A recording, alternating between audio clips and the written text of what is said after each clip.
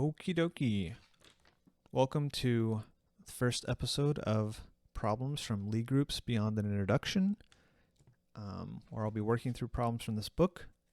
This book is written by Anthony W. Knapp, and I've been working through it over a few years, and I really enjoy it, so I want to share some problems with you guys. And so let's get started. This first chapter is on closed linear groups.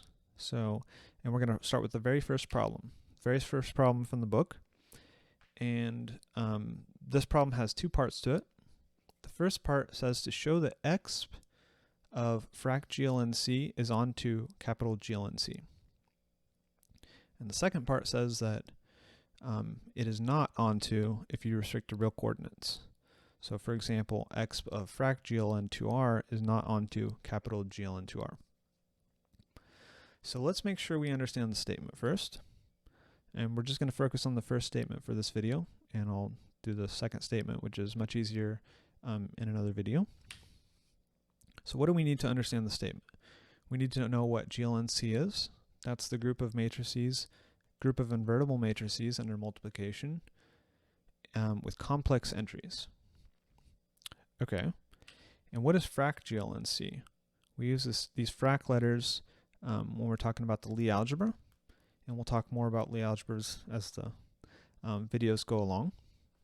But for now, we just need to know that frac GLNC, that's just a set of n by n matrices, no restriction on the determinant or trace or anything like that at this point.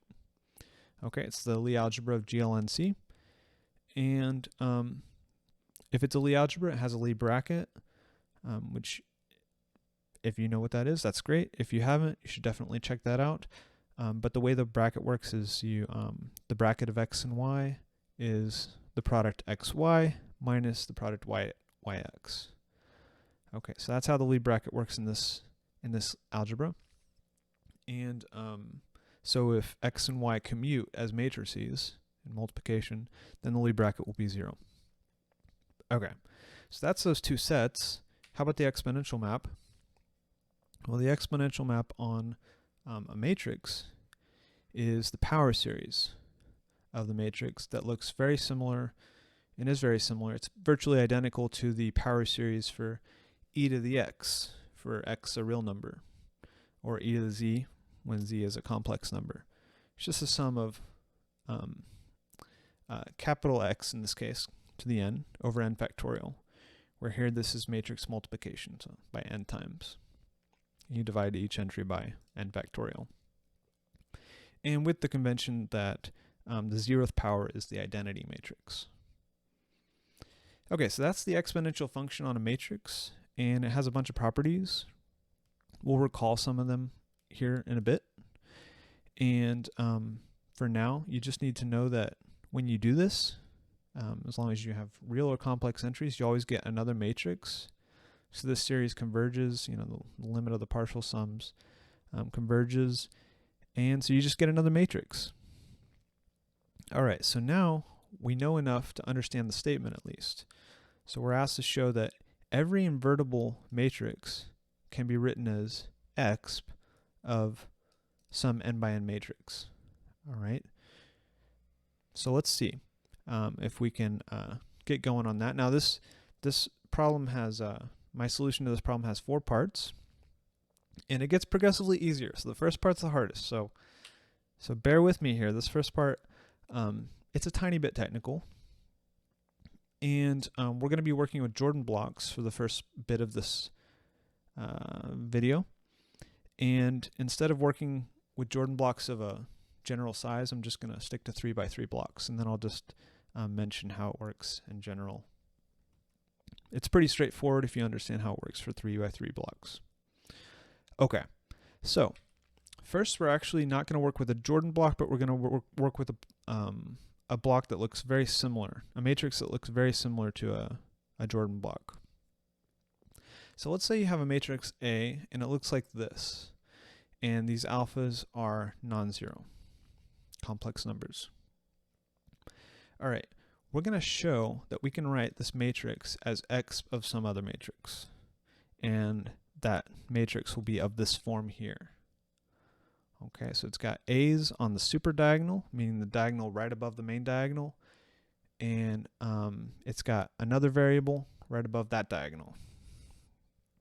Okay, so let's see.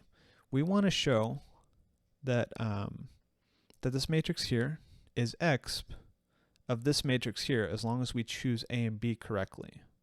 All right, that we can find A and B so that exp of this guy will be this guy. Okay, so let's go ahead and find what exp of x is. Well, to do that, you need to plug it in the power series that we have here. And notice that this is an infinite series, but if x is nilpotent, meaning that if you multiply it by itself some number of times and it becomes 0 after that, well then this series will truncate and you'll just have a finite number of terms. Okay, so to find exp of this guy here, you're actually only going to need to calculate, I think, you're just going to need to, you have the identity, and then you have plus x, and then you have plus x squared over 2. Because x to the third will be 0. Okay, so you'll just have 3 terms, and when you do that, you should get this guy right here. All right, so this is exp of x. And we want to know what values of A and B will make it equal to A. So what we can do is we can just set entries equal to each other, and we can find A and B so that these two matrices are equal. Okay, if alpha is given, then we can find lowercase a and lowercase b, okay, in complex numbers. All right, so that's how to find a matrix, so the exp of that matrix will be A. And just a word about the general case from this is that it's very similar. Knapp talks about the construction here, that basically your matrix X will look very similar. If you have like say 4 by 4, then you will have A's on this super diagonal, you'll have B's, a couple B's, and then you'll have another variable like C, something like that. And then, you know, you'll still do the exact same thing. And notice that we kind of solved for these variables A and B, we solved for them kind of recursively. Not kind of, we solved for them recursively. First we solved for A. We're just gonna say, okay, well that's got to be alpha. And then, since we know what A is, then we can solve for B to make this whole thing 0. And then for, you know, if it was a 4 by 4 matrix, we would have a variable C after that we would solve for. And the key is that we never have to worry about like square roots of complex numbers, because the variables that we want to solve for, as long as we go in order like this, A, then B, and then C, each variable that we want to solve for will always be just to the power of 1. So notice that B is to the power of 1 here. And then after we solve for B, we would solve for C. And it's just how the matrices interact when you multiply them. Okay, so that's how it works for just a general size Jordan block. That, like I said, that's the most technical step. That's the most difficult step. So if you understood that, then great job. Give yourself a pat on the back, and we're going to move forward now. All right, so what have we shown so far? We've shown that if we have a matrix that looks like this, then we can find a matrix such that exp of that matrix is A. In other words, we can basically find a logarithm of the matrix A. Okay, so how about a Jordan block then? If we have a Jordan block, what do Jordan blocks look like? They look like this. They have Jordan blocks correspond to eigenvalues for the matrix, and that eigenvalue goes along the diagonal for each entry.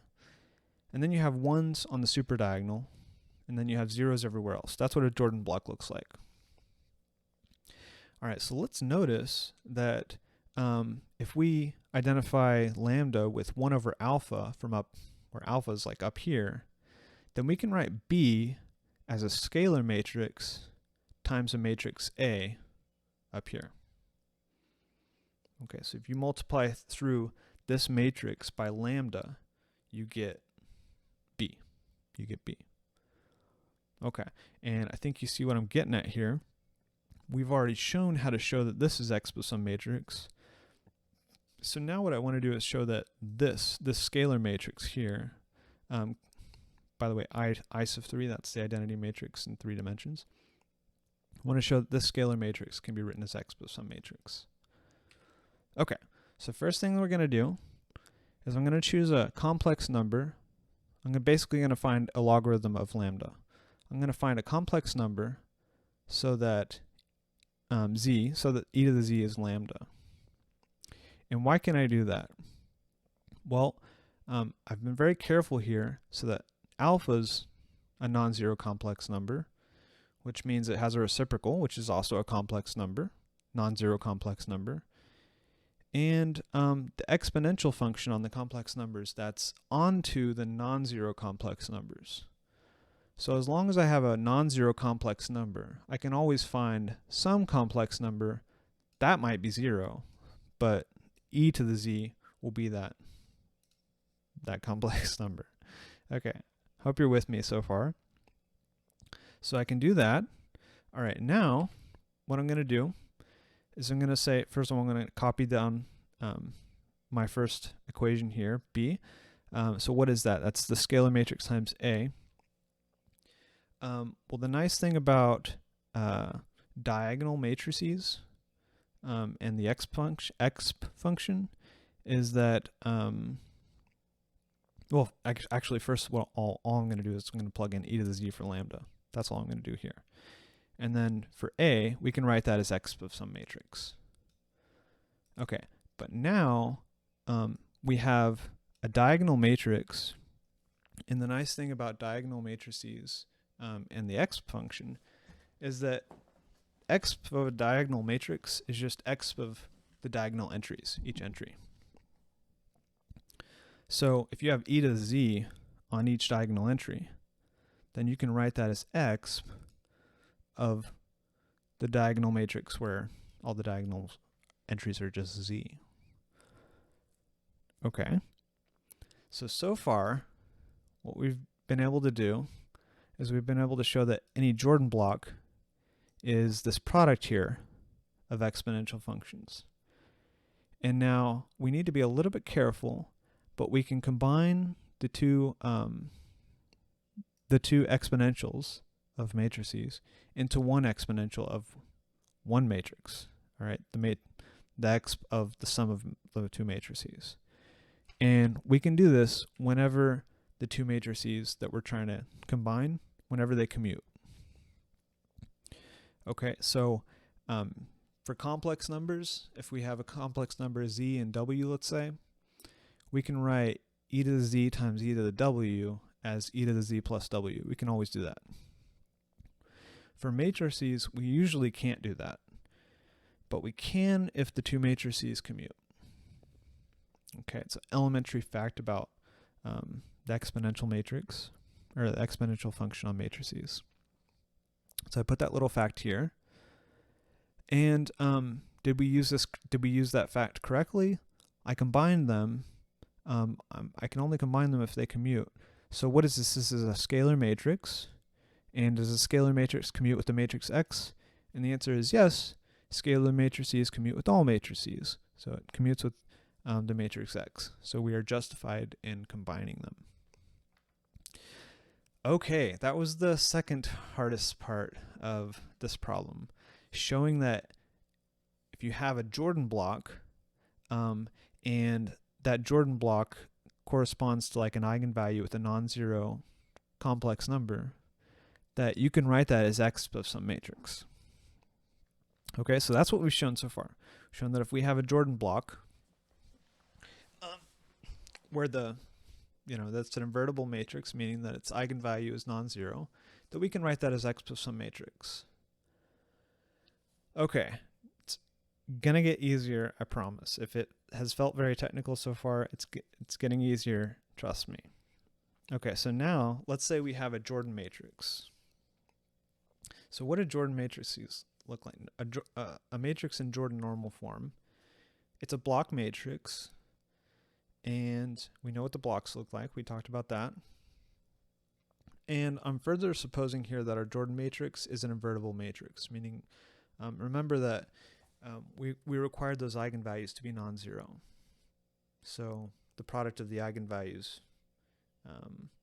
is non-zero. That's what I'm saying here, meaning each eigenvalue is non-zero. Okay, we need that to be true. That's why this that's required to make this whole thing work. Okay, so let's say we have a Jordan matrix, and each block corresponds to an eigenvalue that's non-zero. Now, we want to write this as x of some matrix. Well, we know how to write each block as x of some matrix. We talked about how to do that. A little bit technical, but we can do it. So just do that. You have some number of blocks. Who knows how many there are? I just said there's p blocks, and but do it for each block. Find a matrix so that it's basically a logarithm of each block. Well, then J is just plugging in x of x for each block. We get this. We get a block diagonal matrix. It looks like this. And then another nice thing, we talked about how if you want to take the exponential of a diagonal matrix, then you just need to take e to each entry, each diagonal entry. And the nice thing about block matrices, which by the way, I'll talk more about block matrices in the future. But one nice thing about block matrices is that if you have a block diagonal matrix and you want to raise e to that, you just need to raise e to each block matrix on the diagonal. So the point is that we can bring this exponential function on the outside. All right, so hopefully you thought that was easier than the last step, but this says that if we have a Jordan matrix, then we can write that as x of some matrix.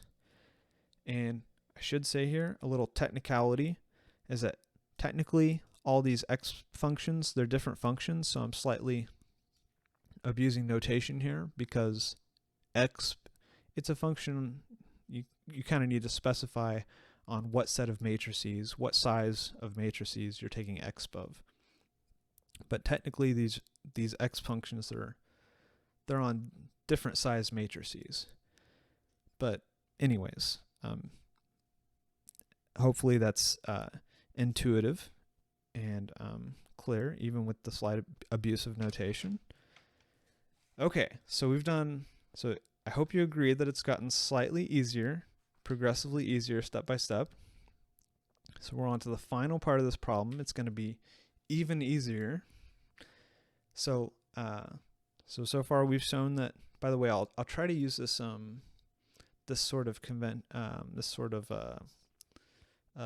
presentation style, I guess, throughout these problems. That I'll show a bar here, and above the bar I'll put what we've done, and then below the bar I'll say what we're gonna do now. Okay, so what we've shown is that if we have a Jordan matrix, it's invertible, that we can write that as x of some function, or of some matrix. Okay, so now we're ready for the final step. Let's say we have just an invertible matrix. Why have we gone through all this trouble to talk about Jordan matrices? Well, every matrix actually with complex entries, you can write it in Jordan normal form. Crazy fact, crazy thing that you can do that. But it's a thing. It's one of the biggest theorems in linear algebra, I guess. But so every matrix with complex entries is similar to a Jordan matrix. And our matrix is invertible, which means that the Jordan matrix that we're going to choose is also going to be invertible, and it's going to it's going to be of the form that we've been working with. So I've been a little bit careful here throughout to make sure that we're talking about a Jordan matrix where that Jordan matrix is invertible. But okay, So we're getting there here. So we have a matrix. It's an invertible matrix, complex entries. It's similar to a Jordan matrix, meaning it satisfies this equation here. All right, so here we go. Here is the final step. We can write this matrix as P inverse JP. This Jordan matrix here, we can write that as X of some matrix. So that's what we did in the last step. Now let's write the expression for X. That's this power series here. And now this series converges. And so we can bring these P's to the inside. We can bring them to the inside of the summons. All right, so I can bring this P inverse here, and I can bring this outside P, I can bring that right here. Okay, and now we use a trick that we see a lot in linear algebra. It's that if you have P inverse x P to the n, you can write that as P inverse times x to the n P, because if you write this out a bunch of times, you'll have a bunch of P inverses next to P's, and they'll cancel out. And so it's the same thing as just like basically conjugating by x to the n by the P. Okay, so that justifies this step. And miraculously, we have written it in the form of exponential of a matrix.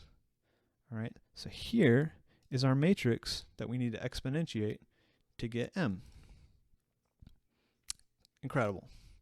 All right, a lot of little technical steps, but we got there, and that'll do it. So talked about a bunch of little fundamental linear algebra things, and hopefully it was a good review for you, and you'll learn some things. And so that'll wrap it up for this one, and we'll see you on the next one. All right, bye.